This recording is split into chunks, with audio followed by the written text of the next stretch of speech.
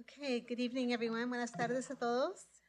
Are there any adjustments to the agenda?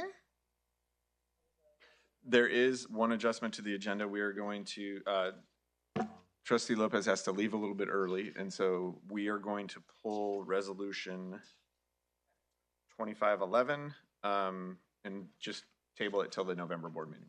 So.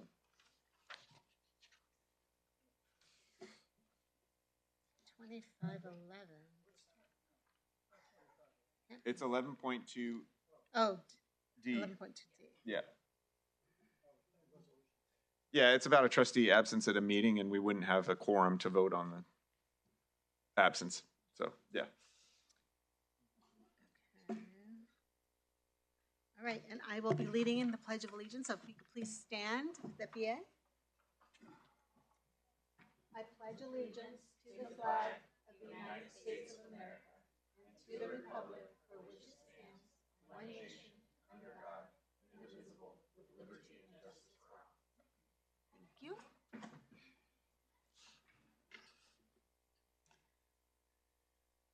Oh, I skipped that,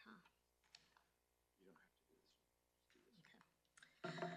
Okay, report on closed session with respect to every item on the business to be discussed in the closed session pursuant to Government Code 48918C.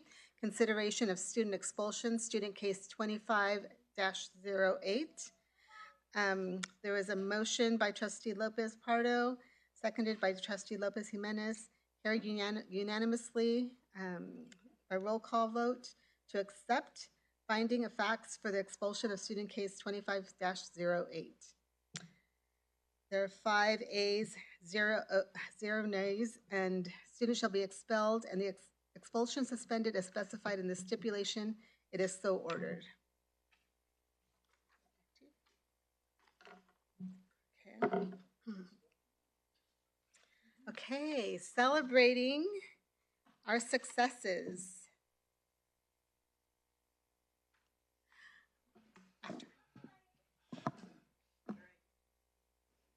Good evening. This is one of our favorite nights, and we have 50 students who are FEP'd in this last year. So, yeah.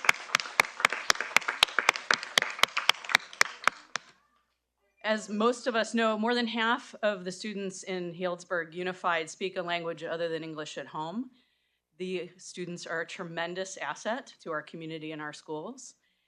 The students that we're going to recognize tonight have been redesignated as fluent English proficient, which means that their academic English is on par with their English-only peers. This is a significant milestone.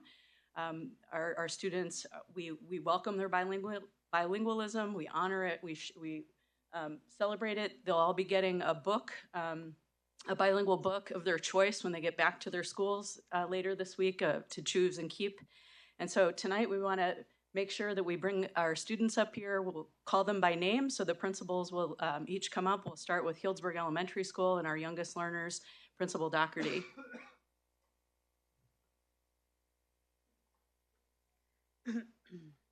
Hi, good evening. This is my absolute favorite night of the whole year, every year.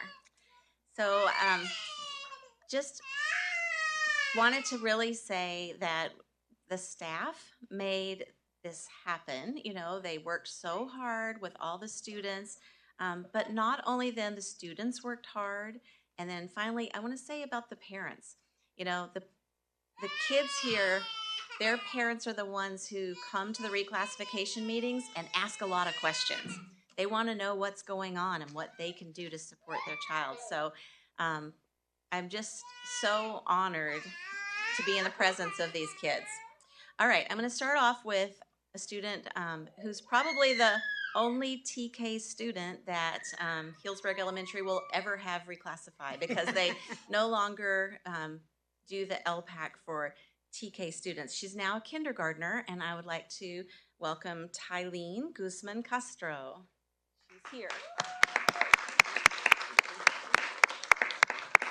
I don't see her here. I think she's right there. Oh, is she over here? Oh, there she is.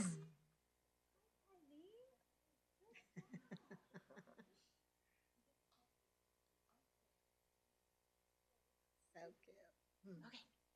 All right, and then we go into the students who were in kindergarten last year. Now they are in first grade, and we have Maximiliano Aguilar Reyes.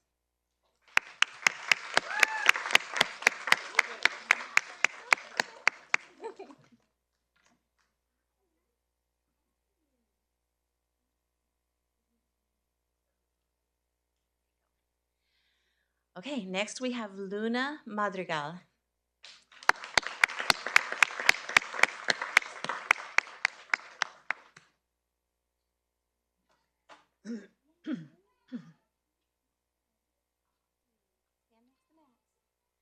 And then we have Florence Dunn.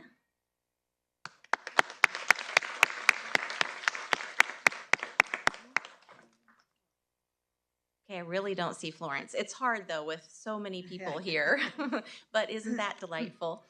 And then we have Jose Guzman Rico, who I did see. Yay!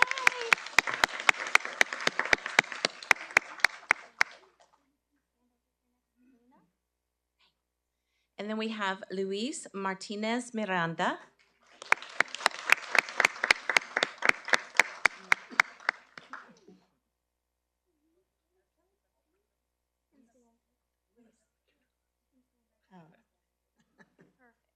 Good job. Evelyn Meza Ledesma.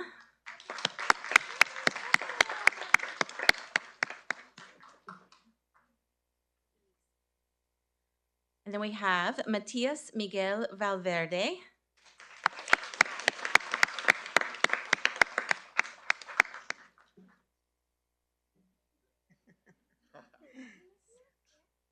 Are you Matias Miguel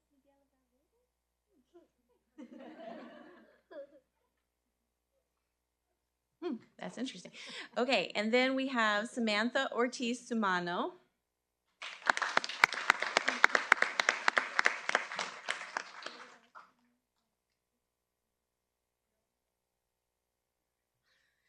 Okay, and now we're moving to the next grade, but I just want to mention these are all kindergarten and TKers from last year, now in kindergarten and first grade. And then we have students who were in second grade last year. They've moved on to FMC, but I get to be the one who gives their certificate. So congratulations to Abril Cardoza Vasquez.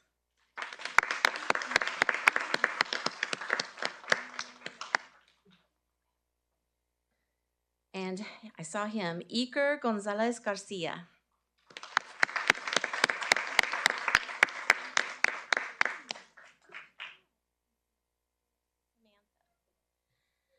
Roslyn Martinez Cortez.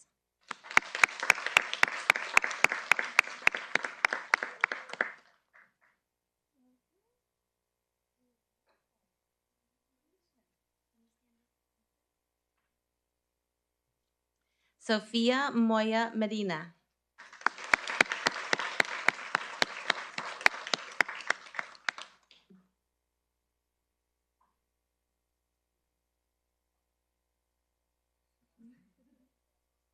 And finally, last but definitely not least, Danya Ortiz Alfonso.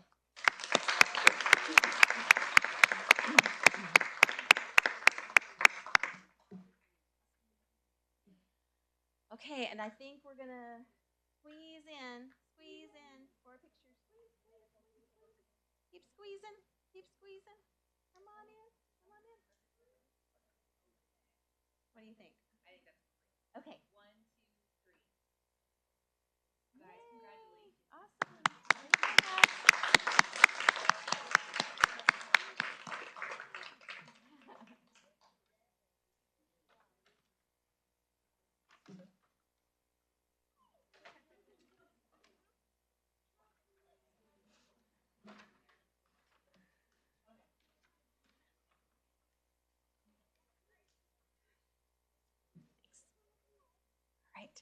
Good evening. Erica McGuire, principal at Fitch Mountain Campus. And I have to echo Principal Doherty that this is my favorite night of the year as well. Already started to get teary-eyed, and this is something I have every year with teachers. At least once. I had a moment actually yesterday because we had a student who met the criteria just yesterday, but there are tears shed because it's just so exciting. And it's such an honor to be here tonight to recognize these students, and I want to invite up, because I do have teachers here, and I'd like to invite them up to stand with me, because really it is the work of all of us together, teachers, students, and their families, who got us here tonight. And so I need to appreciate the teachers who are here.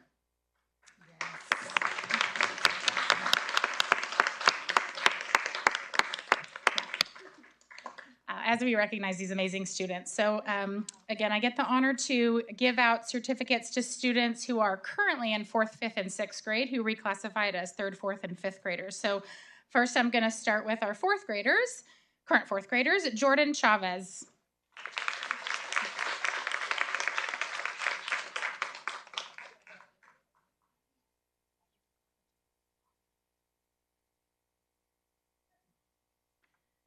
Diana Guzman Gonzalez.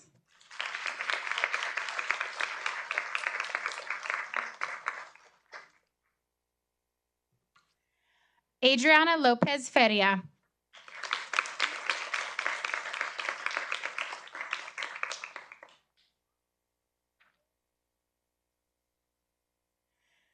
Chelsea Mendiola.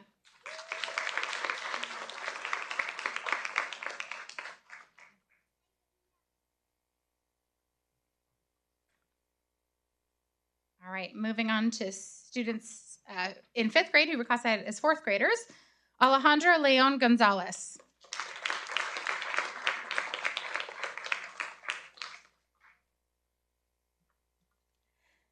Giovanni Mancia Duran.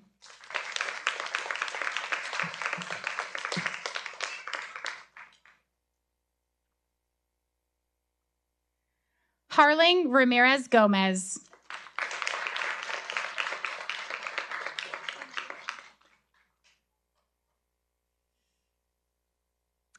Natalie Vega Montoya.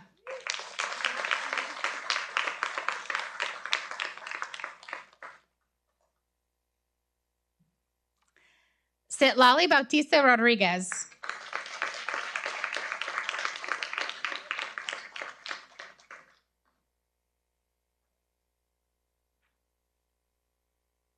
I forgot to say we moved on. Citlali's now in 6th grade, but I'm so excited because there's a big group of 5th graders that we reclassified last year, and so I'm grateful to be able to recognize them.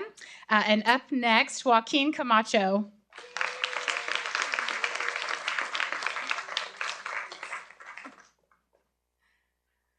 Jimena Carrillo Leon.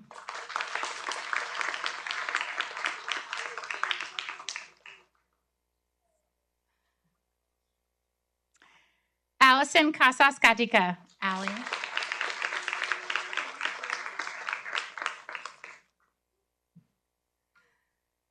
Diego Gomez Leon.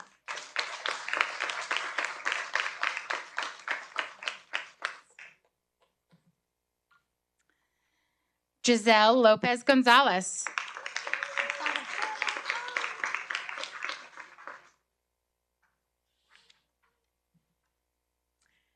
Leslie Ortiz Toro.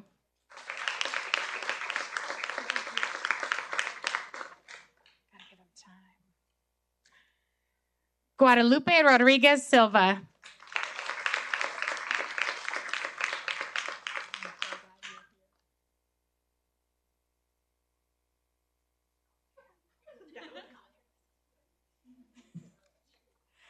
Christopher Toro.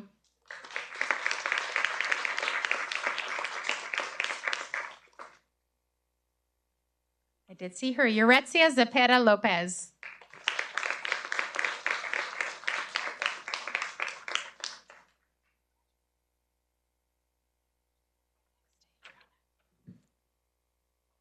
And lastly, Miguel Melgoza Sendejas.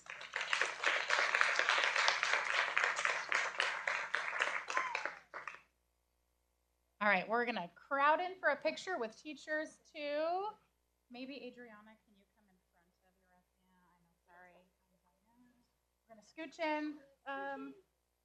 Wanna come in front? And then Diego, you can go behind.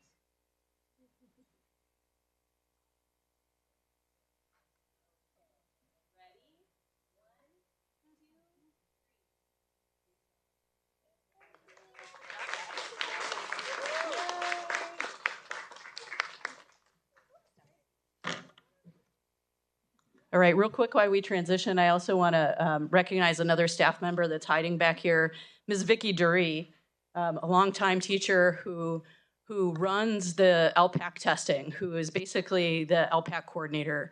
And none of this, I think, would go off without Vicki's leadership, her kind, caring, making sure I know about problems, principals know what's happening, kids are well taken care of for, it's orchestrated beautifully.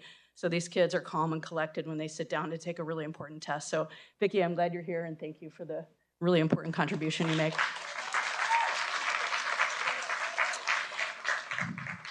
All right, and now we're gonna have Principal Odetto come up and recognize our middle schoolers. Hi, good evening. Okay, so I'm here representing the junior high students that are currently 7th grade to 9th grade, but last year 6th grade to 8th grade. I want to thank all of our wonderful staff. We have a few staff members here. Mrs. Kiff is in the lobby. She teaches ELA and ELD. She's looking through the window. Oh, there she is. And then Mrs. Boyle is one of our science teachers. She's also here supporting our students, so I want to thank her for being here. Okay, we are going to start with our current 7th graders who are 6th graders last year, starting with Adon Pignon.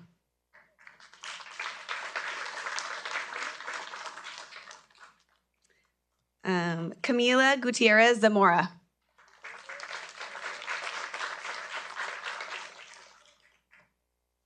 Yael Manzo Magana.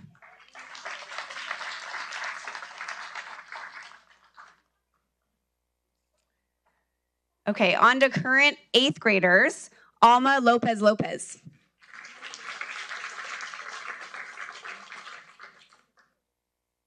Victoria Pelez Asuncion.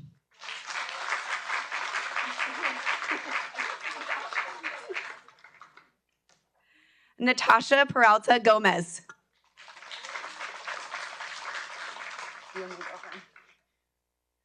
Donna Sanchez.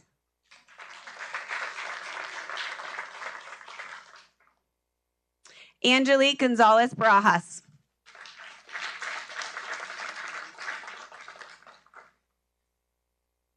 Naum Miguel Valverde.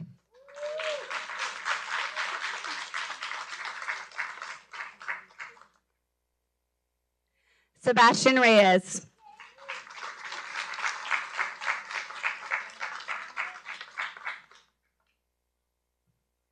Okay, then currently 9th graders at the high school, Manuel Sejas Herrera.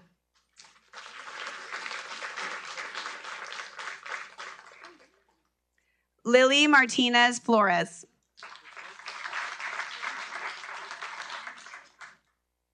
Juan Jose Martinez Gomez. Sofia Nunez Baltazar. Henry Ortiz Orozco. And last but not least, Andy Penaloza Velasco.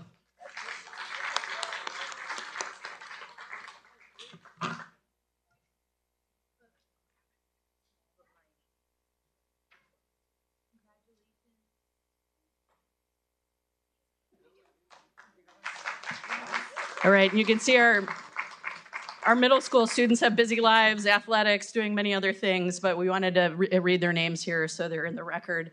And we have one of our high schooler students as well, and Principal Weller here from Marcy Becerra Academy is going to announce the high schooler. Congratulations to Yvonne Medina.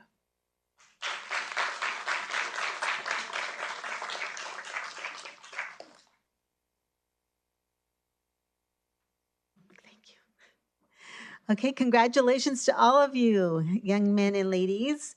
What a great accomplishment. I hope that you are super proud of yourself. I hope that you also go home and thank your parents for all the support they've given you to get to this point, because this recognition, this accomplishment is going to open a lot of doors for you. So make sure you thank your teachers, your parents, and then give yourself a pat in the back, because it's a lot of work. So congratulations to all of you. Felicidades a todos los alumnos que fueron reconocidos esta noche. Estamos muy orgullosos de ellos. Este es un reto pues es muy retoso llegar a este punto, pero este reconocimiento les abre muchas puertas. Así que ellos deben de estar muy orgullosos de sí mismos, pero ustedes como padres también deben de estar muy orgullosos de sí mismos porque ustedes les han dado lo que ellos necesitan para que ellos tengan este éxito en la escuela. Y también quiero que los estudiantes le agradezcan a sus padres y también a sus maestros porque es un trabajo en equipo y es un trabajo muy importante porque ser bilingüe es algo muy bonito, les abre muchas más puertas y ojalá que no se les olvide el español, que sigan practicando su español en casa, que sigan leyendo en casa. Es muy poderoso ser bilingüe. Entonces, felicidades a ustedes, los padres, felicidades a los alumnos, porque ustedes hicieron todo el trabajo de lograr las metas que son muy altas para ser reclasificados. Así que felicidades.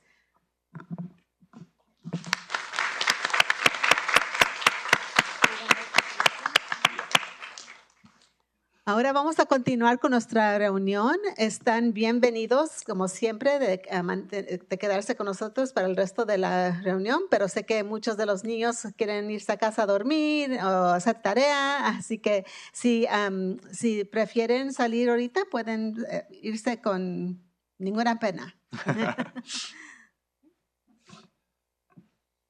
Vamos a dar unos 3 minutos para... Okay, está bien.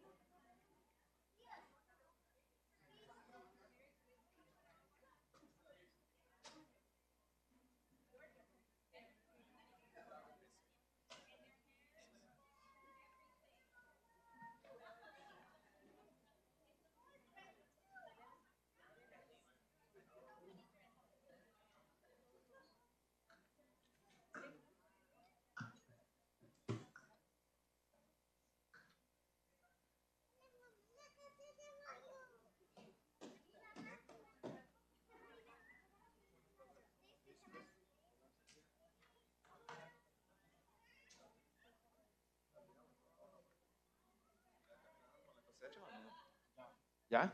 ¿Ya por fin? ¿Puedes dormir? ¿Todavía están en cobra ustedes?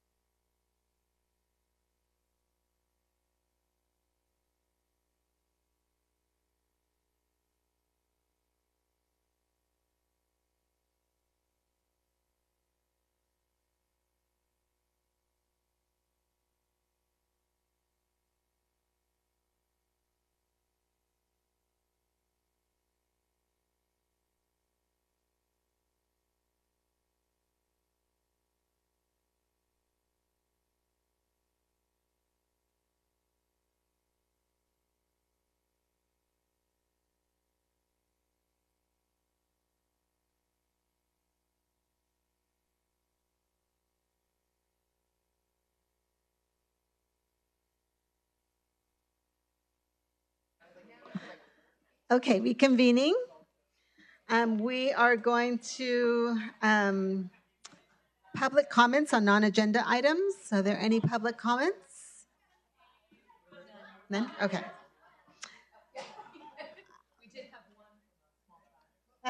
Oh my gosh. Love it. Aileen, yeah, I don't know. After that, yeah. Cute. I think she was the one in TK. Yeah. A comment from a little one that we can't read. Okay, so we are on approval of consent agenda.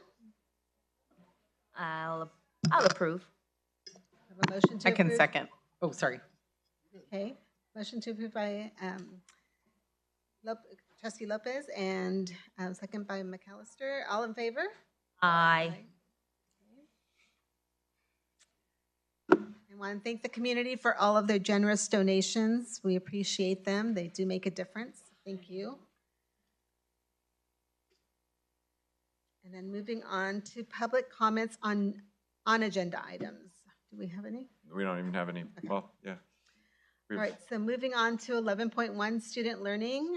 11.1A updates to credit recovery Edmentum course list for the 2024-2025 school year. Good evening. We put this forward so John Weller can get home. This is a little bit of housekeeping.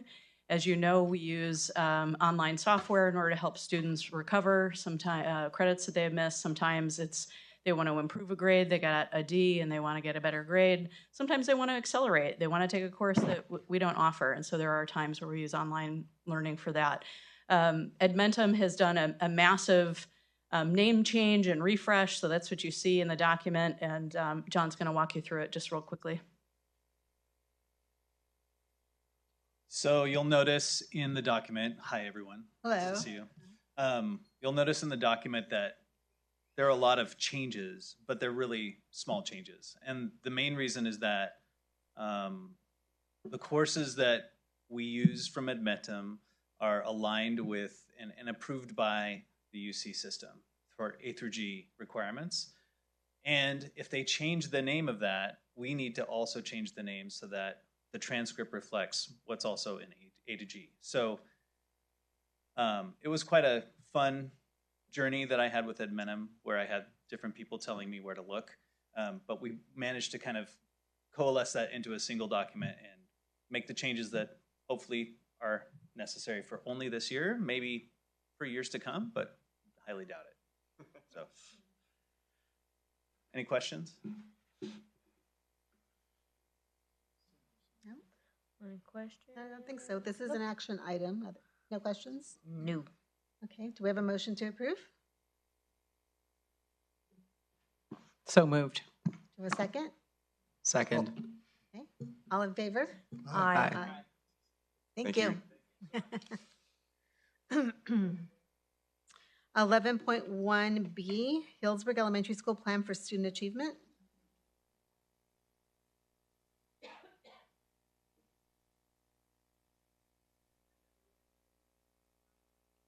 Push. Hello again. Hello. Now it's loud. Oh, our logo did not show, but that's, I don't know. Okay. There was a nice logo on every slide, so I'm just saying that H is gone. Sorry. Just have to point out. I don't know. Okay. Good evening, everybody. Once again, so here to talk about our school plan for student achievement and our goals. So with updating of the LCAP, we went last spring, kind of with our stakeholder groups in the beginning of this year, talking about what our goals have been and making sure that they're aligned.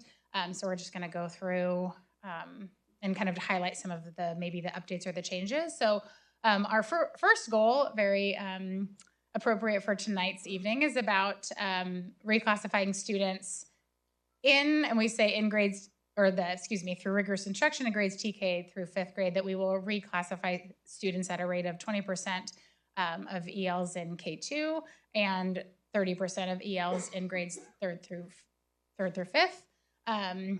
Last year, like FMC reached like 36% was our reclassification rate. HES was about 17%. So, but we really think these are good numbers and where we want to continue. And of course, and then if HES without the TK in there can get to, but that we just want to keep doing what we've been doing. I will highlight for kind of some of the differences.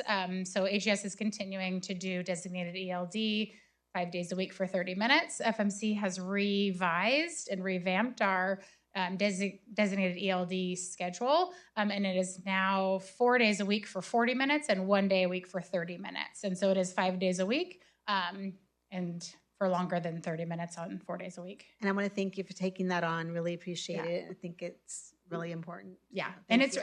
and then also like on the other side of that, like the Spanish, that means that the Spanish instruction has changed because that's the way that we do our designated ELD time. And so all across the board that we're just finding it more positive, and the continuity of having it every day for the designated ELD has been really great. Teachers were a little nervous about the shorter time as opposed to an hour, but it's been a really great transition so far this year. Well, thank you. And then we continue at both campuses to look at and use the interim assessments. Right now, we're just in the middle, we've just started, I'm guessing, at both campuses at the end of the first trimester, doing the first interim assessment and looking at how students are doing, and then using those scores to kind of guide our ongoing designated ELD instruction. Do you want me to save questions to the end, or? You can hit them while they're This in is your actually brain, just a so really we'll take small 'em. question. I just was wondering, is that assessment schedule this kind of similar to how it's always been, or is that different? It is the same as it's always been at T1 and T2. And I'll say this, and she can correct me if I'm wrong. The interim assessments just started last year, though, at HES on that same schedule at T1 and T2 with the interim assessments. And do the interims. assessments, do you think, prepare the students for the test in a way that's positive, like take some of the stress out of it, and in terms of like they're familiar with the format? Yeah, I think that is very true, and a positive outcome of the test, just to relieve some of the anxiety, get them used to kind of what the test is going to look like, what it's going to ask them, and then also the results help to guide the instruction from the teacher's perspective. But I definitely think that's a really good thing to point out, that it also helps to kind of relieve some of the anxiety, because this is a high stakes test that they get one opportunity to do, and so the teachers also. Sorry, I'm talking. I will stop. But they also use it as a tool to, like, they do the interim assessments and then look at, and I think you may have seen this when you visited last year, but then they look at some of those questions, pick them apart, and really work through them and talk through if it was a difficult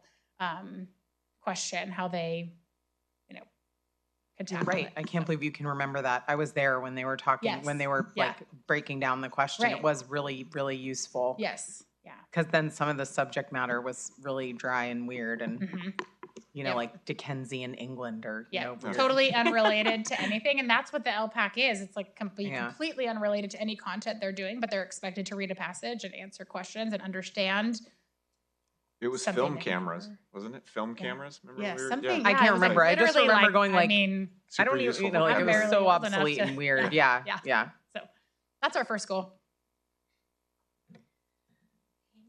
I wanted to add really quick, I'll press it again, that at HES in first grade, we do start off with doing that interim assessment kind of whole group. So they are not just, here, do it, So they do it whole group for the T1, and then they do it individually starting at T2. And that's worked out really well too, because the teachers get to talk about, the assessment and using your best, putting your best foot forward. Okay, goal 2. So this goal is really about making sure that all students are growing throughout the year, and it's kind of giving the teachers a really clear path. So we want the students who score at the 40th percentile, which is considered right at grade level, the benchmark. We want them, that number of students in each class, to get bigger by at least 20 percentage points. So, for example, if you have 20 students and you start off the year with 10 of them already at that 40th percentile, then we want to get at least 2 more of them by the end of the year, right? Does that make sense? Now, that's a good goal overall. When you put it with the whole school, it, of course, comes up to much larger numbers. But it feels really good to the teachers to be like, this is what I can grasp. So we do lots of things with this, but one of the things that's new this year is that we are bringing professional learning communities and professional learning teams into part of our common planning time and also some staff meeting time.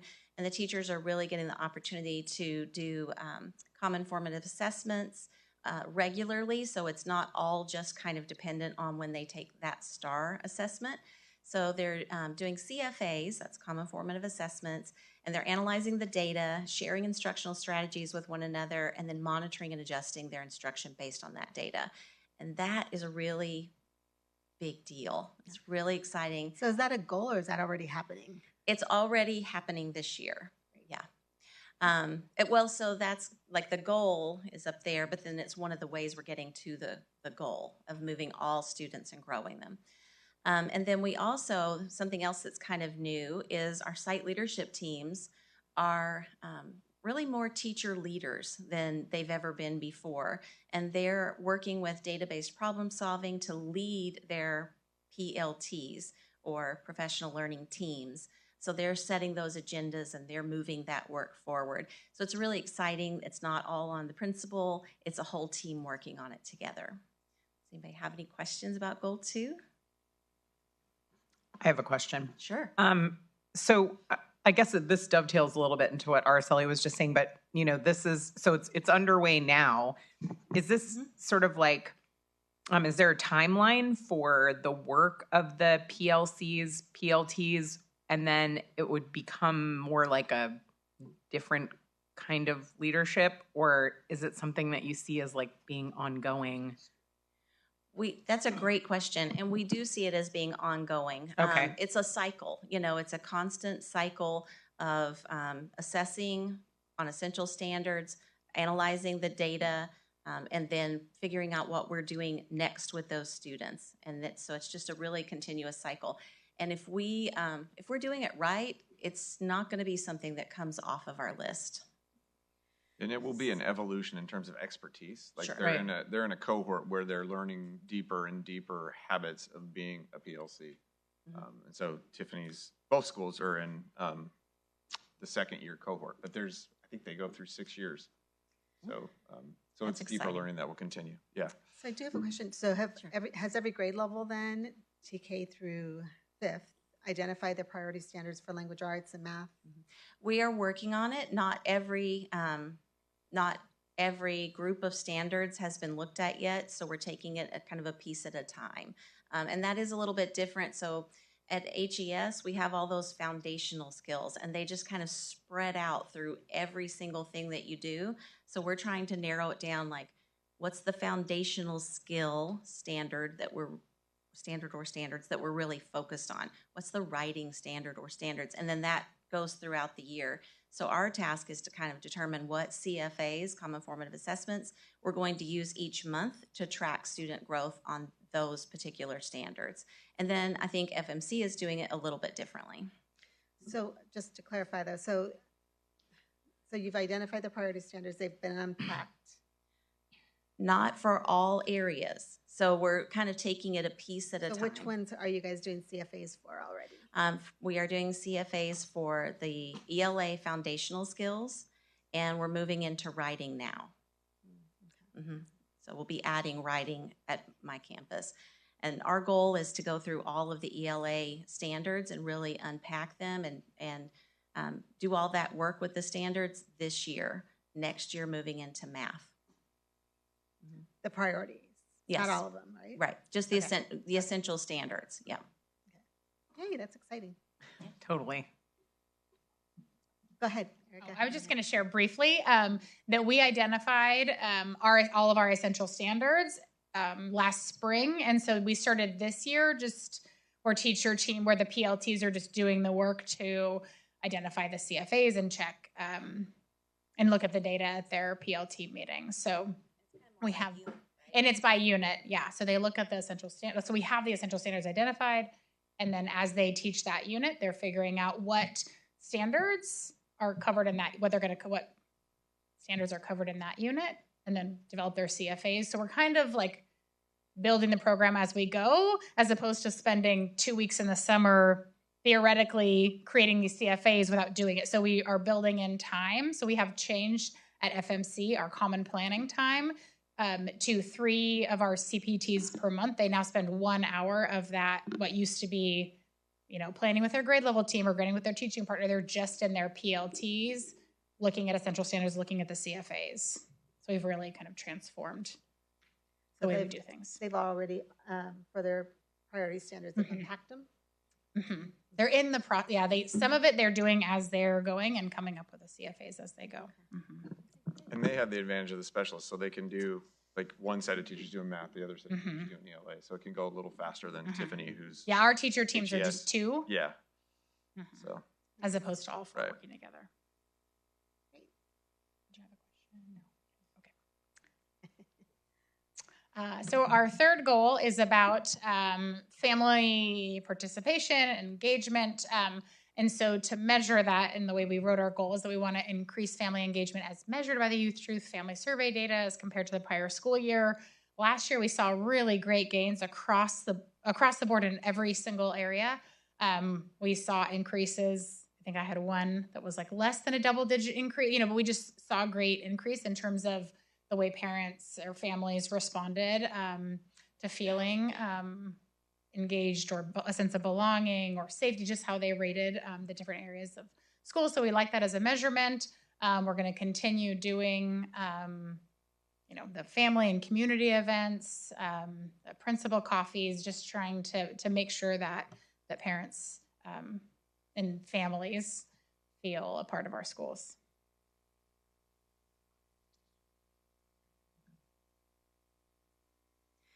Okay, goal 4, kind of in some ways is a part of that last goal as well, because we do want that sense of community at the school site, but this one really focuses in on the students in the school as opposed to kind of the whole family. So this one is about supporting social emotional well-being and positive classroom culture, and we have decided to measure that with some staff input by the overall score on the Cell Web. So it's just recently changed names, but that didn't happen until last week, and this slide was already done, to Insights. So it's the same assessment. The students take it twice a year, and we are looking for an increase in overall score between the first data point and the second data point. And so some things that we're doing, we've got our ruler curriculum. We do classroom circles and morning meeting. We have behavior specialists on site. That's really, really important. Mental health counselor, our school psychologist. So we have a great team who's really working on this particular goal, along with, of course, all the staff. And then our students do participate in community service projects in their classes, and they think about what they're working on, and they make an effort to tie it to that. So I'm going to give you a quick example. The second grade first project-based learning unit is about community. And so they learn about the Healdsburg community, but they also think about how they can help a community. Last year, they did a little coin drive and sent that money off to Maui. And this year, that's going to be for a school where I was formerly a principal in East Tennessee.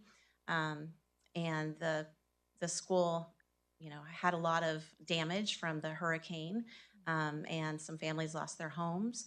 So our second grade students feel really connected to that, and they're writing letters to those second graders in Newport, Tennessee. So I just think that's really sweet, and just an example of community service and social emotional learning. Yeah, beautiful.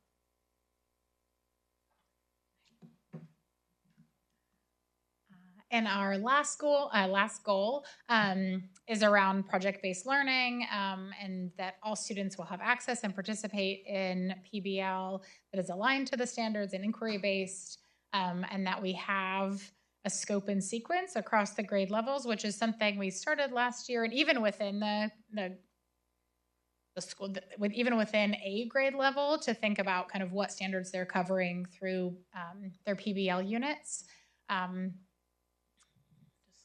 Oh, yes. So thank you. One of the exciting things this year is that we are now a partner school in SEEK, the Sonoma Environmental Education Collaborative.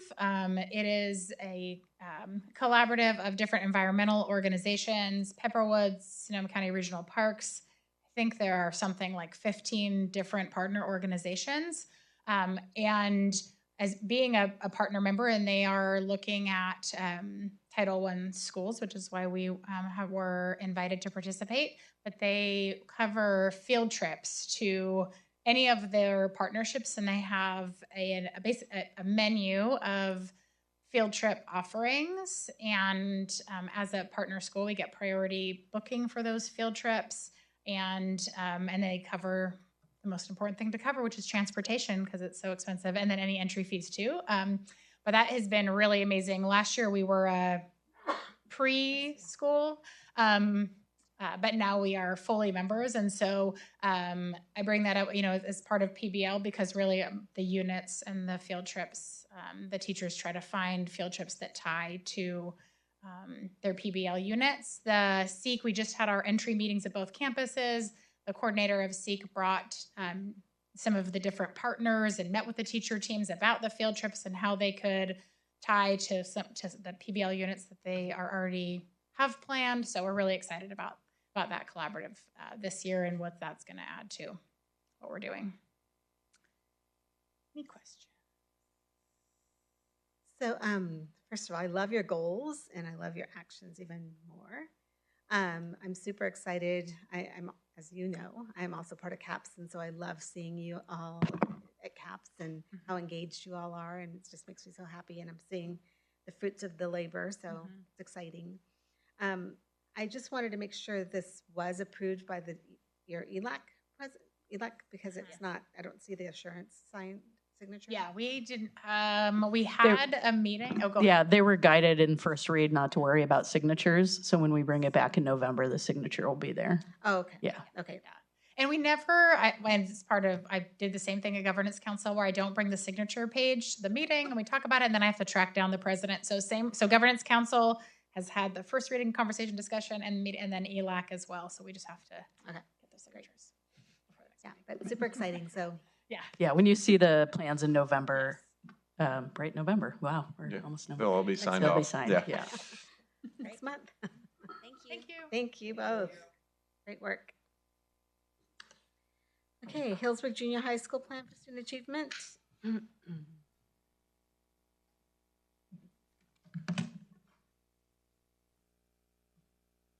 Okie dokie. Good evening again. It's a little quieter in here now. Okay. All right. Starting with goal number 1. So similarly to the elementaries, we're focusing on progressing students' ability to problem solve through literacy and mathematics. A couple curveballs at the beginning of this school year that we had to add some additional supports to our campus. So currently, the first bullet point up there says create an additional support class, complete with a case manager for our students who are new to the English language. So I don't use the term newcomers. Technically, not all of the 14 students I'm speaking about are considered newcomers by the state. Some of them have been here longer than a year to 3 years is kind of what we're looking at.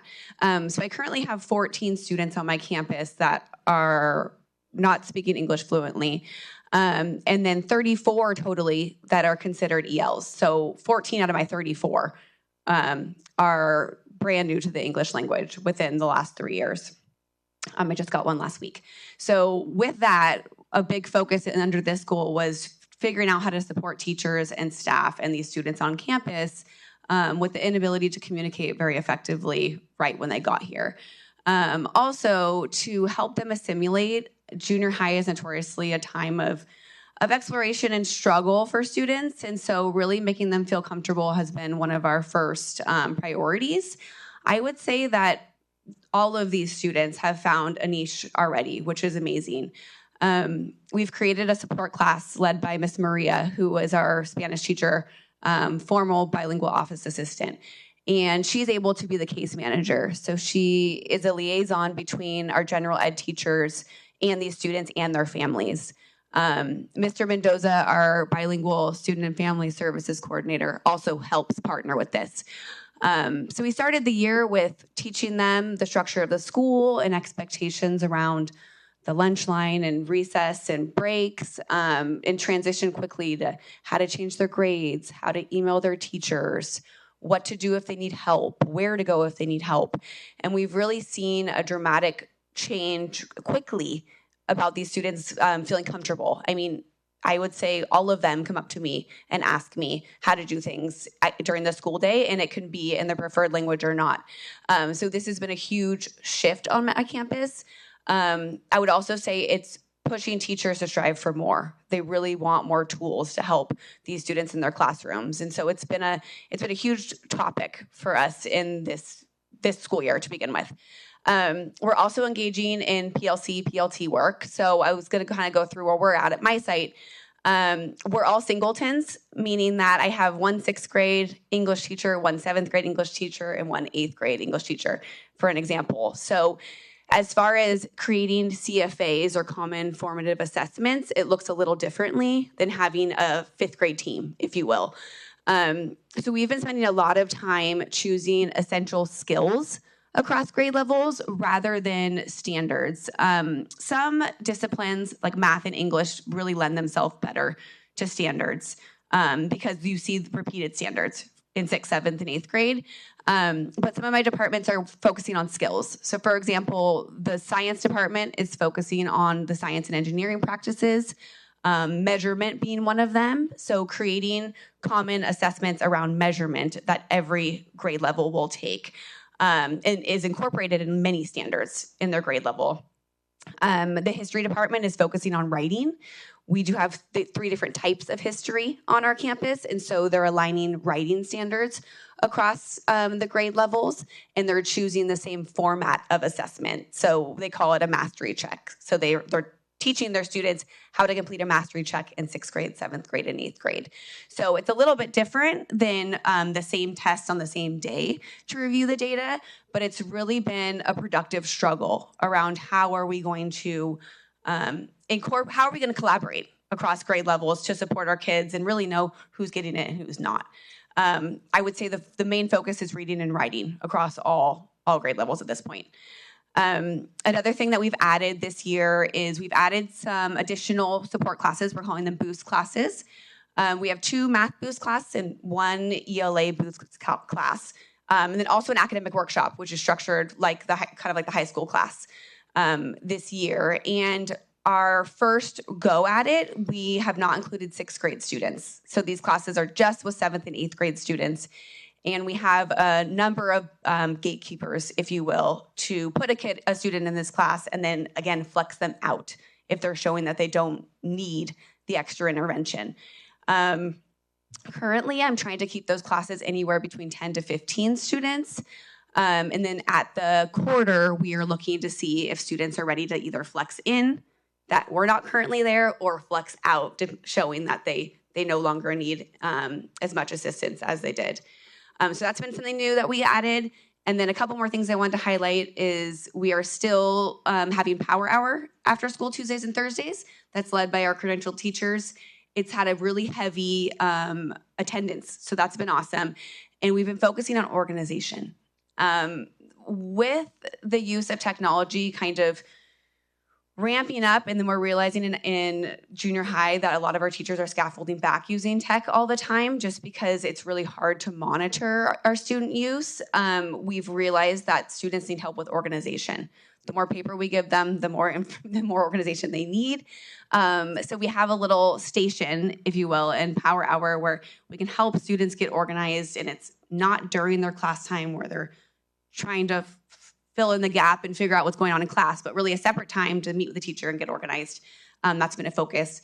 And then lastly, Club H, which was traditionally at the Foss Creek campus, is now back on our campus. We've seen the attendance triple in Club H. So that's been also a really productive after school activity for students. Yeah, there's a large number of them around campus after school. So that's really exciting as well. And it could be, I mean, for many reasons, but students don't don't get on a bus to get transported over there. It shows a little bit more independence at the junior high level to like walk over there on their own type thing. So that's been awesome. Continuing with goal 1, I'm just going to a few more numbers I want to throw at you. We are still offering IM1. We currently have 27 students in that class. They are moving fast and furiously.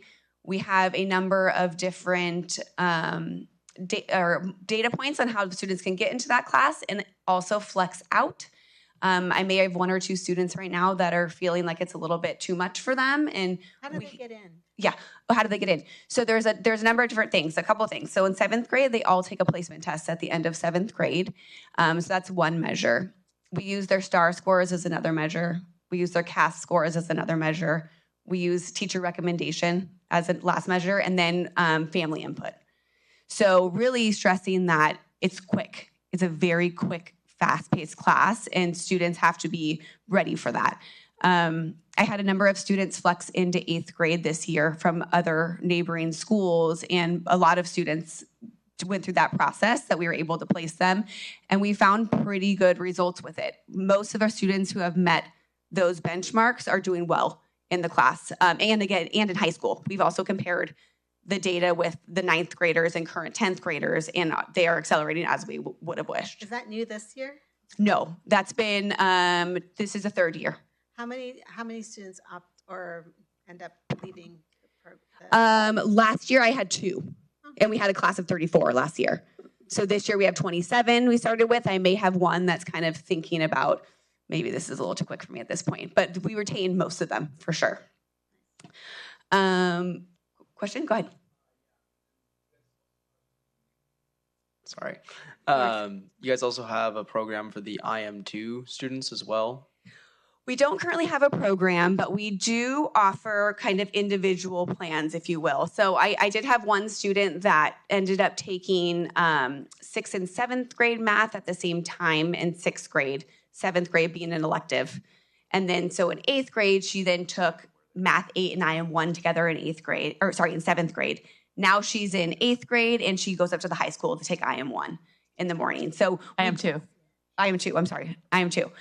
So we do our very best to accommodate individual students for sure. But a specific program, I wouldn't say, but we are really flexible in helping students get where they need to be for a challenge. It's really cool. Thank you. Sure. I will also say I have a couple students taking French in an elective time, online, and additional Spanish classes. So we are trying our best to help kids expand if they're really wanting the extra challenge. That's so great. Okay, questions about goal 1? I just wanted to make a comment, which is that I think it's super exciting that there's a Focus and Power Hour on organization, and that there's also the Boost class and academic workshop, and sort of because I just found like in our family that by the time the kids got to 8th grade, that that organization was actually one of the biggest challenges for them, because in some ways I sort of thought, it's adult level analysis is required to manage kind of the 7 different styles of your teachers and how often they update things. And, there's just like a lot of factors that have to be considered. And I felt like they kind of went from 0 to 60 and didn't realize they were going from 0 to 60 until they were at 60. And then as a parent, you have really limited ability to manage it for them, because let's just say like transparency and honesty and awareness of all details is maybe not like the strong suit of many 8th graders. So, I really felt like, plus I also just think that that organization and being able to prioritize things and being able to manage the personalities around you and the expectations of those personalities is one of those skills that we don't often talk about super openly, but is really important to almost any job you'll ever have. And so it is, they have a lot to manage with their different online tools, and just like a real direction and skill set and set of strategies, I just think is like so important in junior high. So yeah, we recognize that for sure. And so in our PLTs, which are our departments, we're working on aligning standards. In our grade levels, we've made a push to come up with grade level agreements so that the 4 core teachers will have the same expectation for the same demand. And our 7th grade team, I was going to talk about this in a second, but our 7th grade team has done an excellent job creating agreements around binder checks, what we want in a binder, what do we need to look like. We all have planners. When are we going to check the planners? When are we going to take time to clean out our backpacks? And so the 7th grade team has done a really good job about dividing the duties across all disciplines, and it doesn't take very much time, and they're all kind of on it. So the other departments, the other grade levels are following suit, and our 7th grade team will be presenting during our upcoming PD day to kind of show other grade levels what it looks like, how it can be done, and how it doesn't really take that much time if we're all kind of doing it together. So really a focus too, because we realize as adults we have to help structure ourselves to organize students more. And with the pullback of technology a little bit, we realize that we need more organizational tools. So Awesome. All of that Thank you. sounds awesome. Really great. Thank you. All right. Goal number 2, learning and instruction are active, inquiry-based, and relevant. A couple of things that I wanted to highlight underneath this goal is the staff at HGH has really taken on a role this year where they want to be teacher leaders, which I super appreciate, in areas of interest, in areas that have come up that are really relevant to our current population.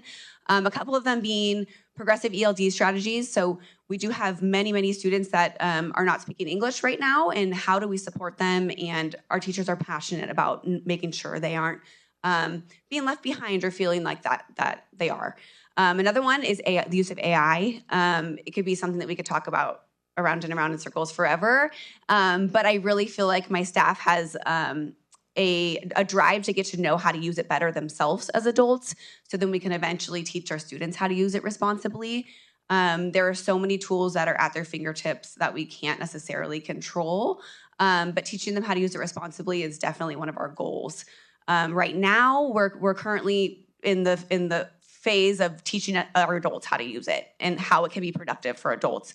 Lesson planning, getting ideas, but also looking at it from a lens of how much it needs to be researched, and the stuff that is matriculated out of AI, how much our students need to realize that they need to dig deep into that information, not just trust the source, if you will. So right now we have teachers that are decided during our district day to lead a few different sessions for our district, and they will be helping me present in November for our staff on ideas of exploration of AI and welcoming newcomer students and translation tools and all of that.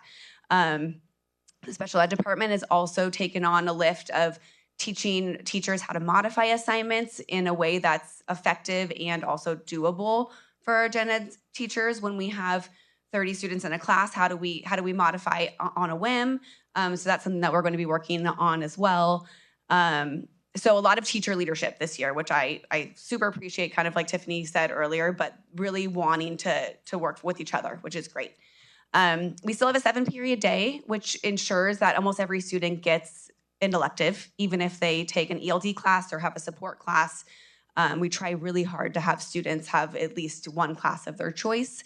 And again, we surveyed them at the end of last year, and if they are newly enrolled to us, they most likely come on a tour in the spring where they get that elective survey and that information. But if they are not coming from AVS or Westside, I've been doing tons of tours for other schools, which is also amazing. So I give them the little document, they choose what I have open at this point. And so that's been a great way to get to know students and have them have some agency and choice.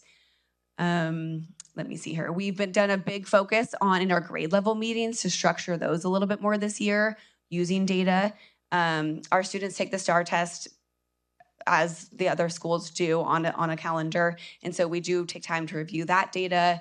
Book buddies is still a really hot topic on our campus. Our ELD teachers take our ELD students to meet with the littles at HES, which is exciting. We have 3 AVID classes this year, 6th grade, 7th grade, and 8th grade. And 6th grade AVID has been a hot topic. Mr. Basita from FMC is teaching it and loving it. And the students and families are very, very appreciative of the organization and the study skills. They're working together as a AVID cohort to have a day of service this year. They also already went to Windsor High School and did a community college night, which was fun. Earlier in the school year. But I also want to add that the engineering class is looking to do some community service as well this year. They're really eager to get to the senior citizen home and teach them how to 3D print. So we're going to see if we can get that in the works this year as well. Explicitly teaching organization skills are definitely something we're focusing on. Every student has a planner. Every student should be using the planner. They know that. And then again, we provide them with as many field trips as possible. Our PTO graciously sponsors one per year per grade level. And then as teachers come up with additional ideas, we definitely try our best to make those work. Questions on goal number 2? How many changes do you anticipate to the elective options for next year? You know, it's so hard to tell, and it's really based on student numbers. So this year, my electives are jam-packed, and I had fewer because my 8th grade class is 120 students. The year before that, it was like 107, 8, and so it requires more content classes, if you will. So as far as changing, I would say the biggest request is additional STEM classes, additional engineering classes. I could only offer one this year due to numbers. So that was hard. That was really hard to choose who's going to get priority over that, if you will. As far as changes, I don't see a whole lot. We introduced comic book and design this year, which is really exciting for some students. Theater is in year 2, which is going strong. Leadership is another one where I could have multiple sections. I have so many students that really want to be in leadership. So I think the addition of current ones, for sure, add more than one section of our current ones is the avenue I would go first before creating, unless there was a huge need or want. Spanish forward. expanded too, right? Yes, I'm sorry. Spanish did expand as well. We do have a Spanish class, and we call it Spanish for Heritage Speakers. That's with Miss Maria as well, and that one is very interesting. It is taking all of our students that had Spanish that Spanish was their first language. I'm sorry, and speak it in the home, but may not read or write it very comfortably. They are getting practice with that, and it's fascinating because they're challenged. They're really challenged in a good way. So that's been a very, very cool class to see as well. Okay, goal number 3. Okay, so a couple of changes or additions to this goal. Learning environments are fostering equity, empathy, engagement. We're always trying to get junior high school students to be empathetic to each other and to be kind humans. And I always say if they leave us being a good human, we did our job. And so one thing that we're putting into place this year is we partner with SCO, who had a grant to help come in and teach us how to do student-led restorative circles and discipline. So SCO has come in and they've brought a team with them, and it's a year-long pilot, if you will. They bring in mental health counselors and coaches from SCO to help teach my staff champions, which are my employees that asked to be part of this program.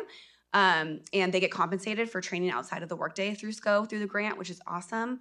And then we have recommended student champions who we're in the process of recruiting those students right now.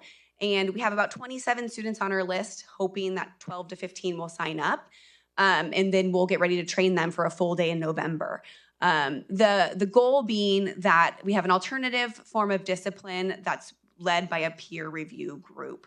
And so students really get the chance to have agency and to speak up for their school and try to restore harm if there is any, create a plan for students and to keep each other accountable.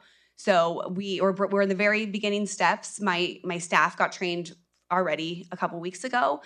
So we're recommending our students and we're getting input from all of our teachers and staff and getting ready to train student champions. Then next year, the SCO support will kind of phase out and it'll be our staff champion job to kind of retrain the next group. But a really, really cool part of it is that we have a SCO therapist on campus twice a week through that program. And she's there to help all teachers in any way. She just went into one of the Spanish classes last week to help run a community circle. They have a lot of energy, exciting energy, great energy, but we are focusing on honing it in. And she just went in last week to help a teacher run a circle there. So they're training my staff members that have opted in to be part of this program, but also they're there as a resource for all teachers during the school day and all students. So that's been a super cool program that we're just starting. We continue to use 5-Star Student, which is our positive student incentive program.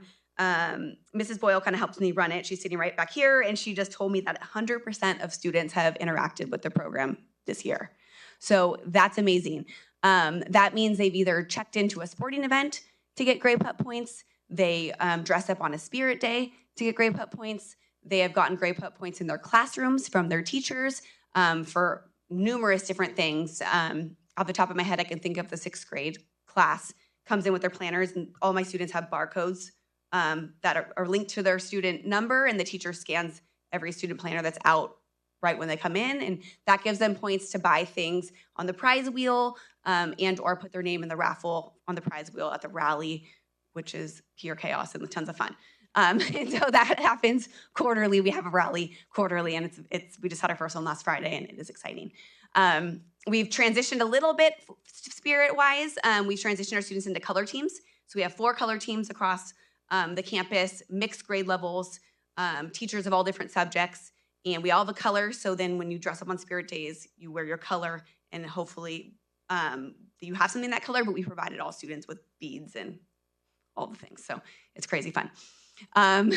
Student council elections. So the leadership class just had student council elections. Not a whole lot of competition, if you will. There was lots of interest, and then we didn't actually have to have a vote of any type, but our student council representatives and electees made videos for the whole school. And so every class showed the video of who the president's going to be, the vice president's going to be. Every grade level has a representative. And they're all in the leadership class. So that's great. Currently always trying to find different ways to support our students. So MTSS is still very much a thing at our school, multi-tiered systems of support. We are always trying to find ways to keep students engaged, getting student feedback all the time. And I'm hoping that this student-led peer review board will be helpful with that and letting us know where our gaps are on campus. I wanted to mention that we are always looking for more opportunities for parents to be involved and families to be involved. My first PTO meeting this year had over 20 parents, which was huge for us. We had our strong and mighty group of about 5 parents for the past 2 years. So having over 20 this year was really, really awesome for our first meeting. I have a full governance council, and ELAC, we're still trying to get as many parents as possible. But we do have only 34 families out of 300-ish that are considered families of English learners, although everyone is welcome, of course. But we have had a huge turnout of our newcomer parents to come and get help with student apps and parent apps and all that kind of stuff. So that's been really successful. Trying to think. That's pretty much all that's added. Any questions? We're rocking and rolling over there. You really are. So, yeah, just great. I mean, I don't think I've ever been so proud of our junior high as I am now. Thank you. So. Yeah, we're working hard. Yeah, we really are. Amazing. Yeah. Thank you. Thank you for everything. Yeah, I would support that as well. And I was sitting here thinking, maybe I should go back and be a junior high science teacher. Yeah. But no. Yeah. I mean, you're welcome. You do better. I couldn't catch him. Yeah. Careful what you mention. Seriously, very good. I know. All right. Thank you guys very much. Thank you very much. Thank you so much. And Tanya, thank you for all you're doing in support. Yeah, she's been instrumental, teacher leader. So that's awesome. Yeah. Wonderful. Okay, we're going to do a quick change of pace. So we had a family that was a little bit late and didn't get recognized with their student who just reclassified. So Tiffany is going to introduce her when she gets her own celebration. So congratulations to Miss Florence Dunn for reclassifying. Yay.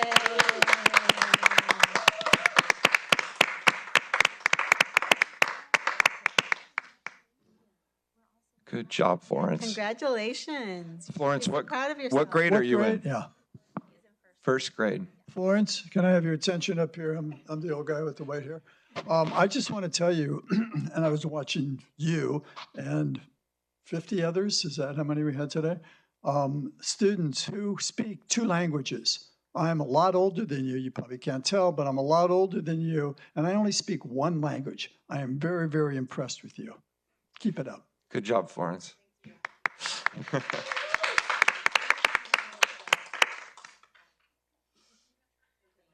Now I'm up. Yeah, thank you. All right, next we have 11.1D, Healdsburg Unified School District Student Enrollment and Staffing. Yeah, so the next three topics actually have to do with enrollment, and I'm going to move rapidly through them. Do I have control, Karen? Yeah. All right, I'm just going to go to the district total slide. So you can see here, this is enrollment as of CBED's Day, which was just a week or two ago. We are up 42 students, and if you look at the breakout on the last column on your right, HES and FMC are both slightly down from last year and from our projected enrollment, and then the junior high and high school are both up. And so you see a net increase of 42 students on the year, and that's about, I'm doing the math in my head, 18 students more than we anticipated when we were projecting for this school year. So you'll see in a future slide, we do have quite a few interdistrict transfers by design, but we got a lot of students in the last few weeks of summer, both at the high school and the junior high, that put class numbers much higher than we had anticipated. So any questions about the total enrollment? This is also, that's the slide I was looking for. This is the first year since I've been in the district, and this is my 15th year, that we've had an increase in enrollment. So, and that, you know, my theory would be due to the cost of living in Healdsburg. We've been seeing families have to leave. Up until 2 years ago, we didn't accept interdistrict transfers besides for employees' kids. And now we've opened it up slightly. So this is the first year in 15 that we've had an increase. Positive sign. And we do attribute it, a lot of students at the junior high and high school who may have ordinarily gone with their classmates from private school to another private high school or junior high are now coming to our schools. So. Any questions on just the enrollment numbers? You can go to the next presentation, Karen. Interdistrict, Yeah. interdistrict attendance update for 24-25. Interdistrict We're doing E, attendance. There's just one 11.1E. slide. Well, you used to. Interdistrict attendance. 11.1E. Oh, there you go. So you see here our interdistrict transfer numbers. The students that are in HES and FMC are kids of employees because we don't actually accept from outside the district at those sites. And then the junior high and high school, you see the breakdown of the students that we have on transfers. Again, we let in, you know, 9th grade, especially at the high school this year, is chock full. We let these students in before we knew we were going to be full, and then we had a large matriculation later, closer to school beginning. So, and a number of these students, it's a little bit misleading. Some of these students are, for instance, the seniors. I think we let in one new senior this year, so those are seniors that have been in the system for a couple years that have just continued, or they moved and needed to get an interdistrict transfer to continue. So it's not that we had 43 total new kids this year. It's just students that have an interdistrict transfer agreement. So. And how many of the HHS students are like employee children? I don't have that off the top Okay. of my head. Yeah, I could get you that and put in an update though. Okay. Yeah. Okay. Yeah. Okay. I want to say there's 12 to 15 total employees, children that are on an IDT. 13. 13. Oh, you're right. Well. It's at the top. Yeah. That are district wide. Yeah. Oh, there you go. So we know 5 are at HES and FMC, right? So, So 8 between the junior high and high we school. should be able to do that math somewhere. Yeah. 29 is just a bigger number than I expected to see there. And I just was sort of wondering like why. Because, so, like I said, there's students that have matriculated in 9th. So this is I believe this is the third year. We've done it. Yeah. So you have juniors who probably got in as freshmen and Right. continued through, right? You have some seniors who got in as 10th graders and have continued through. Right. So the number is going to grow, although it may not grow much more than this as we implement the policy, right? Right. Because we don't. Because next year will be the first year that students would have had the opportunity to go all 4 matriculate all years. the way through. Correct. And then, Yeah. and will you remind me about siblings? So we have in the policy, we have preferential tiers Okay. for certain situations, and siblings are Right. in the top tier. Okay, okay. Thank you. Once Yeah. upon a time, I memorized the Well, we content went of over those it, yeah. tiers, but It's all good. And we don't, the students, we have not asked an interdistrict transfer to leave because of an impacted program. We try to hold on to them once they're in the district, right? So it's only if there's like a severe discipline issue or something like that, that a student would be exited. Okay, so moving on to 11.1F. So this is a Resolution. resolution that when we developed the interdistrict transfer policy, we needed to set, that sets class limits so that we can say these are the numbers we want to have in our classes, and when there is room within those limits, we can accept transfers. And that's how, in the spring, when I'm looking at class loads, we make decisions about how many students can get into each individual grade. I definitely don't want you to put you on the spot with this question, but have you had a lot of, maybe you can answer it later if you want to, but just like have you had a lot of positive or negative feedback on the interdistrict transfer policy relative to when we didn't have any exceptions? Honestly, only positive. Yeah. So it is a feeling, and you look at if we went back, we don't need to. The district got really small. We were under 1,200 students, right? And when we implemented this policy, it was really with the intent to make sure that we never reached that point at the high school and the junior high where the schools were too small and you kind of lose that vibrancy and vitality. And I think the high school was headed on that trajectory as kids were leaving, and now it's back up. I don't remember the number off the top of my head, but I think 520s. 1221. Huh? I think it's 1221. Yeah. So, that's the entire district, but the high school's at high above school is- 500. And that's kind of, there's actually a lot of research that suggests 500 is the ideal size for a high school or an 525. academy within a high school. So that policy, at least my vision for it, and I think our vision when we implemented it, was to make sure we maintained that. And I think it's accomplishing it. So, and parents. My experience as the mother of 2 ninth graders is that there's a lot of vibrancy going on. Yeah. I mean, it's really like they hit the ground running with so many opportunities like right away of all kinds. And it just seems like it's completely vital place that's filled with cool things to do and welcoming opportunities to do those things. Yeah. Both academically, in athletics and clubs and all kinds of stuff. So. Yeah. No, I can't, honestly, I haven't had a negative comment that I can think Yeah, I about. think if anything, we hear from parents that wish we had more room in the upper grades and wish that we would consider elementary. I mean, that's really the feedback. And we may get hear. there at some point. So, Yeah. I wondered about that as well. I mean, because, yeah, thank you. So this is a resolution that requires a roll call vote. You have a question, Mike? I have a question. So Yeah. how many have we not accepted? I want to say turned down. There's a number. There's different individual needs or programs that they're applying to be a part of. So when those programs are impacted, we can't accept them. So I don't have the number. I can only think of like 2 or 3. Yeah, in the last 10? year. No, it's single digits. Oh, okay. Yeah. Yeah.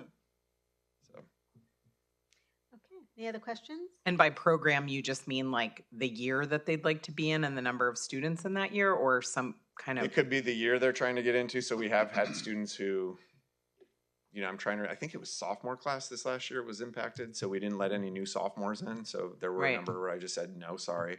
There may be a student in a special education program at a Right. certain grade level that has a large number of students, and so we can't take them. And so, things like that. Okay, thank you. Any questions? Do you have a motion? I'll move that we approve resolution number 2509. Do you have a second? Roll call vote. President Romo Flores, Aye. Trustee Potmasil, Aye. Trustee McAllister, Student Trustee Johansson Hufrey. Thank you. Okay, moving on to reports. Tanya, We you have had a report? No? She's only had a member in the room. No CSEA No report? CSE report. I know Julian's got some stuff to Okay, talk about. You want to student come on report? up and do the student report?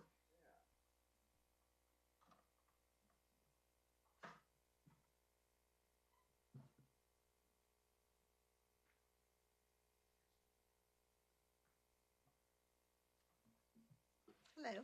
Hey. So I have created a survey that is set to release to the student body of both the middle and high school, which we will have the results of at the next meeting. The survey asks the students what they believe their school's greatest strengths and weaknesses are, and what they believe are feasible solutions to those problems.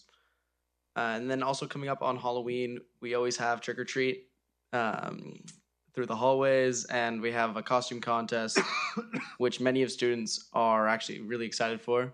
It's just from what I've heard through the halls and stuff like that. And yeah.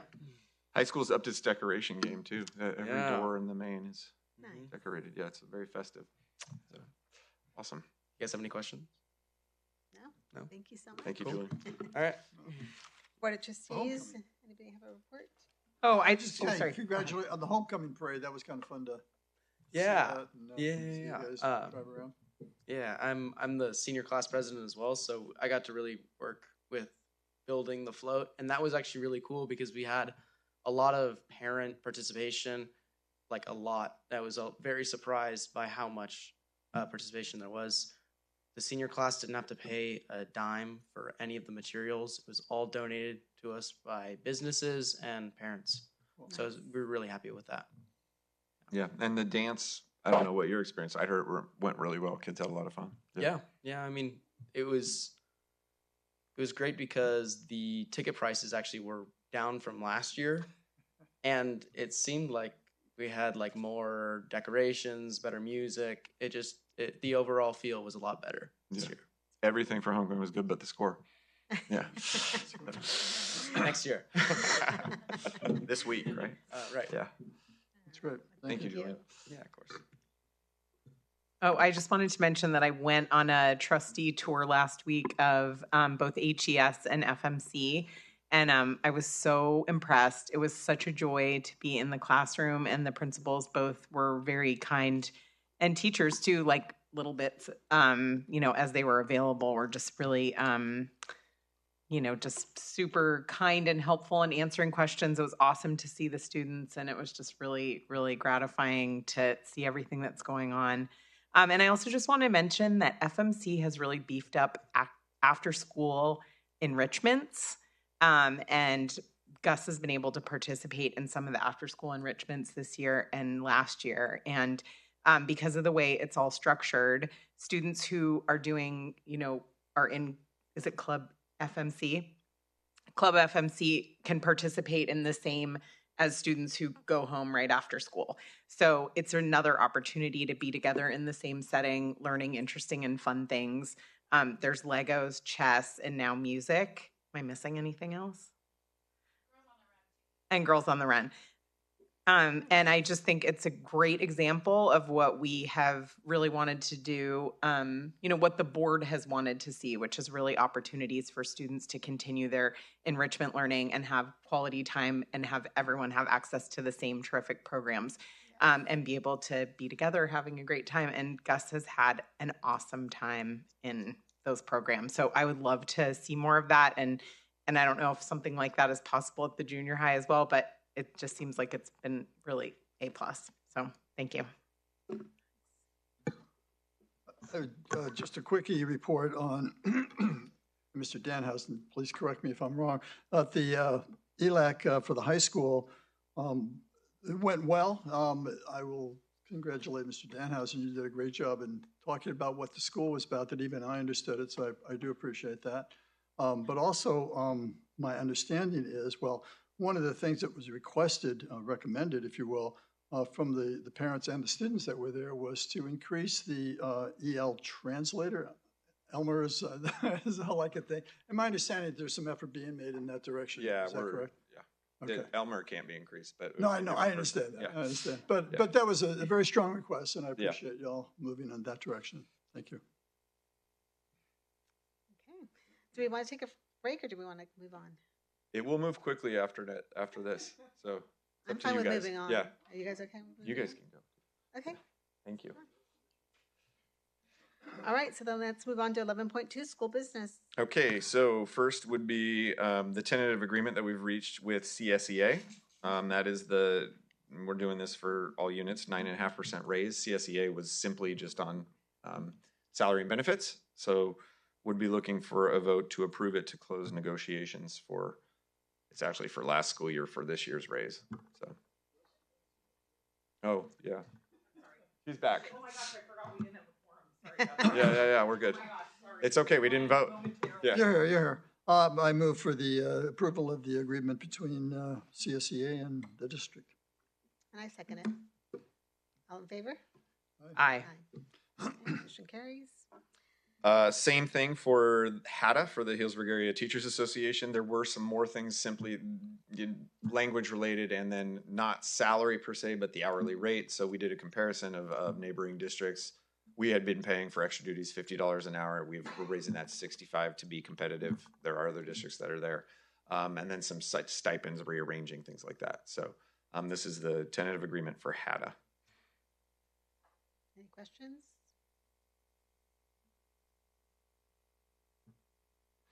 I'll move for the approval of a tentative agreement between HADA and the district. I'll second. All in favor? Aye. Okay, 11.2C, Resolution 25-10 regarding sale and disposal of surplus materials. This is our continued cleanup of our libraries. This is the high school list. So what you have before you in that long list are mostly lost, some weeded. It's about probably, I asked the librarian the other day, she thinks it's probably about 2/3 lost and about 1/3 weeded materials. The vast majority of our library books, there is some curriculum in there that is from before my time, that was sitting on shelves, and it's never going to be used. It's way old. It's before Common Core. We make every attempt. What Stone engraved. We should take a little tour, Julian. You can see it. It's fascinating. It really is. It's archival in some cases. So we make every attempt to sell it on the resale market. So that's our first attempt is there any money that we could make on any of this? And then we donate. We try to donate it. Catholic Charities has been great about helping us with that. And then there are materials that even Catholic Charities doesn't want. And so those will be disposed of. And our maintenance folks help us out with that. So it is a resolution. We're looking for action on this. Any questions? Do you have a motion? I'll move to approve. Do you have a second? Oh, he was going to second. Okay, We'll this is do, a resolution. Next time. President Romo Flores. Aye. Trustee Popmissel. Aye. Trustee McAllister. Aye. Student Trustee Johansson Hufrey. Thank you. Okay.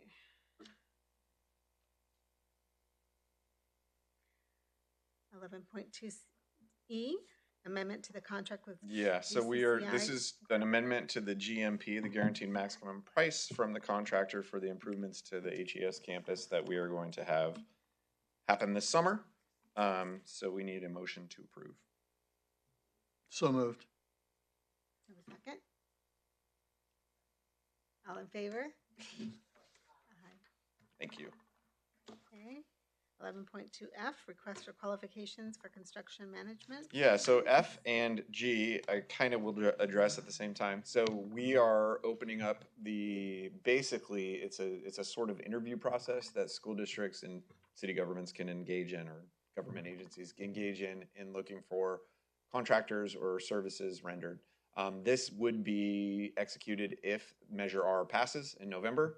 So what we're doing is we're opening up the request for qualification process for both construction manager and then the request for qualification process for architectural service for all the projects that will come under Measure R. So essentially we post and then different firms can apply, and there's an application process where they state their qualifications and answer certain questions that we've included. So the first one, F, is for construction management services. And clearly, it would come back to the board once. Yeah, you'll have passes and the comes back. deciding vote. We'll make a recommendation. We bring it to you, explain why, and hopefully After you approve. November 6th. Yeah, or whatever it exactly. is. I'll move for the construction management approval of. Have a second? Okay, all in favor? Aye. Okay, request for qualifications for architectural services. Yeah, same thing. So we call this an RFQ for the architectural services for Measure R. And once these are both approved by the board, We will then get the firms in here to help us engage in a process to prioritize the projects and think about timing with the bond sales, et cetera, should it pass. So. Okay. Motion? I'll second. All in favor? Aye. Okay. School bus purchase. This one's not quite as fast, but I'll run through it. I think I've gotten you up to speed on this in a variety of ways, but so here's a picture of our current bus fleet. You can see the green bumpers. Those are school buses that are electric. And then we have some diesel buses as well. There we go. This is the fleet stats, if you will. So we have, let's see, you can't use the numbers because they're not all there. So there's 1, 2, 5, 6, that's 4, 5, 6, 7, 8, 9 buses. Of the 9, 2, number 1, number 7 are more inoperable than they are operable, if you will. You see the inop there in parentheses. Those were manufactured in 2005, 2013. They've been nothing but problems lately. Number 1 for sure needs to be retired. 15 is an electric bus that was part of a free grant program through the state.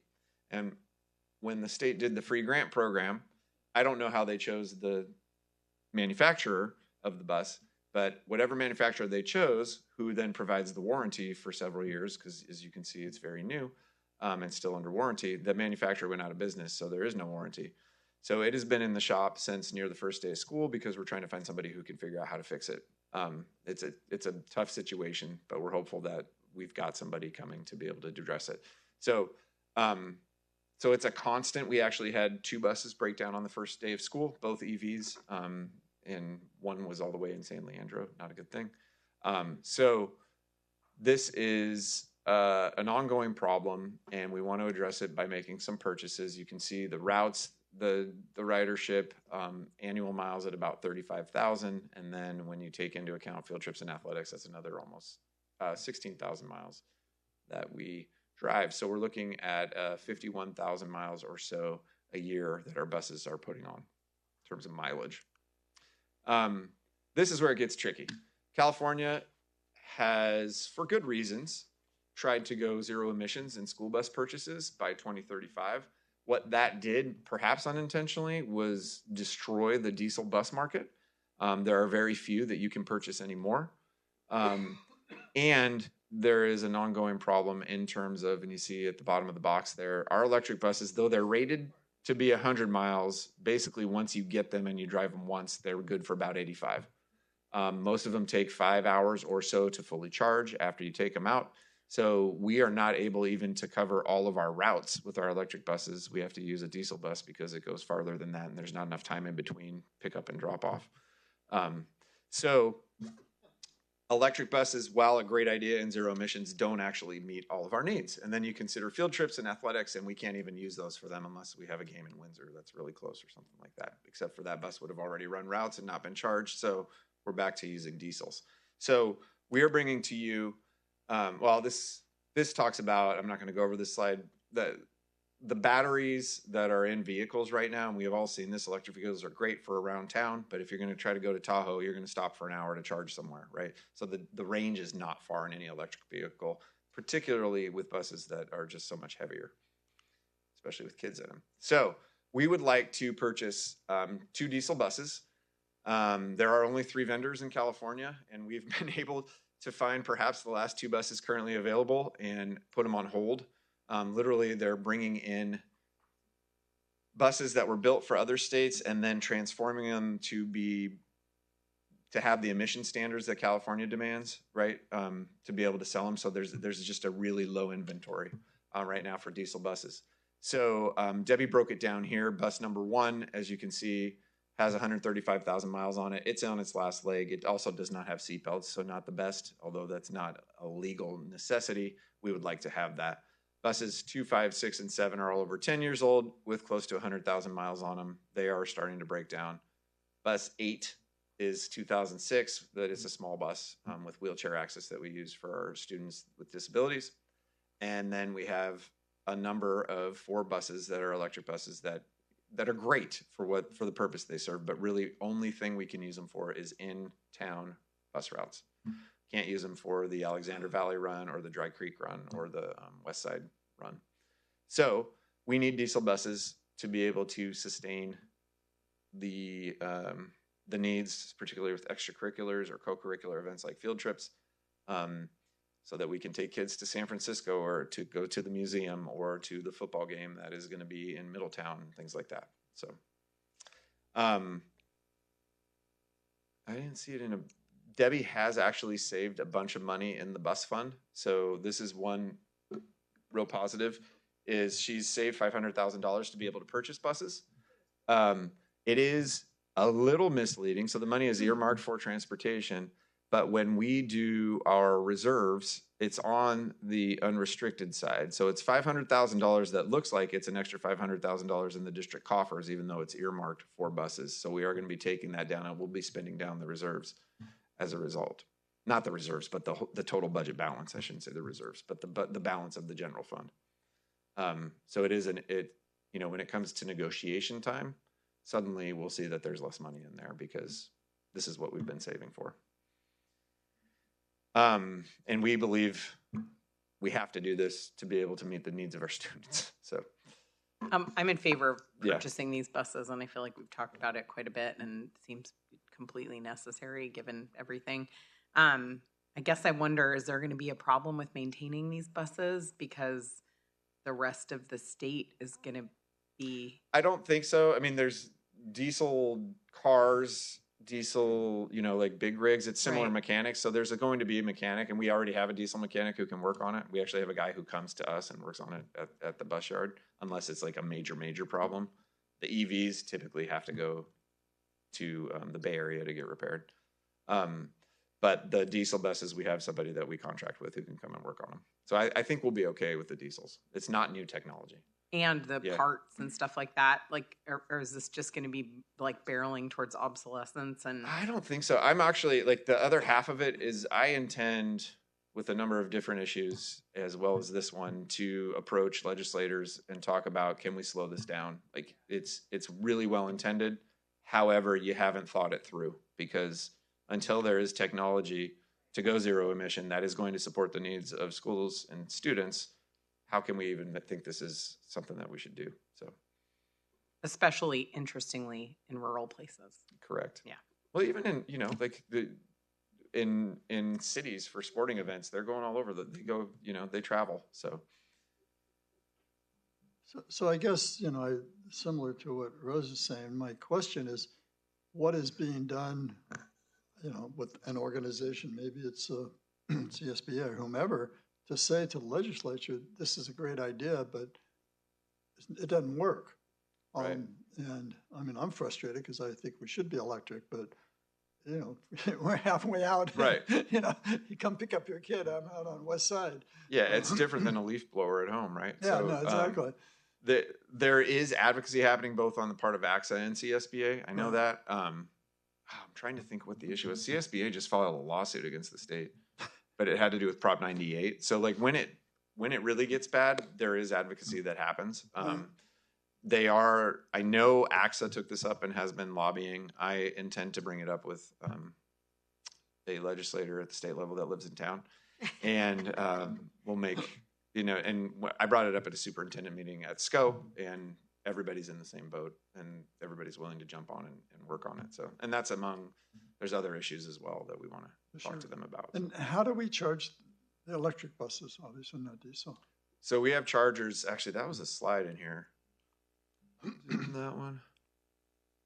Okay, so if you look at the third paragraph in the box, the average cost between an electric bus and a diesel bus is $200,000. So they're $200,000 more to get an EV, and then you're paying $50,000 for the charger as well. And then you're plugging like off the wall. So to No, speak. they're big, huge charging stations that PG&E has to install. Right, but it's not solar, I guess is where I'm No, yeah, we don't have solar at the bus Right. yard. Yeah, but we're on. It's actually weird because PG&E installed, but we're still on city electric. Right. Yeah, so that part's strange. But the one of the chargers now actually has broken, so we need to buy a new charger to put it in. So it's just this cascade of more costs. So Yeah. Is this an action? It is. Yes. I'll move. Any other questions? Yeah. So I was just wondering how this is going to affect the busing prices for for class trips. Like I know that we're so the bus prices shouldn't be impacted. So what we charge is like a per mile just for maintenance of the bus and gas, right? And then time for the driver. So none of those should be changing because this is money that we've recouped and saved. So we're not building this cost into specific programs. Does that make sense? Yeah. And then how many drivers do we have on payroll? And I don't know the top of to be able to drive You know? those buses. Yeah, but like 9 van drivers, right? Yeah. So we actually are advertising. You've probably seen the banners out around town. So we're advertising for bus drivers, but typically we get somebody who's not certified, and then there's a lengthy process to learn how to drive the bus, then get certified by a trainer, and then you actually have to get certified by CHP on top of it. And there's one CHP officer who does 1 day a month bus certifications for the entire county. So it's really hard to get into. So there's another issue to bring up with the legislator. Yeah, I think there's only 2 or 3 in the county. So there is a real issue in the system of being able to get people to drive. So yeah. So our drivers they're driving a lot of overtime. So is there anything in the works state works to say districts can no longer use diesel buses at some point? Well, that's what they did.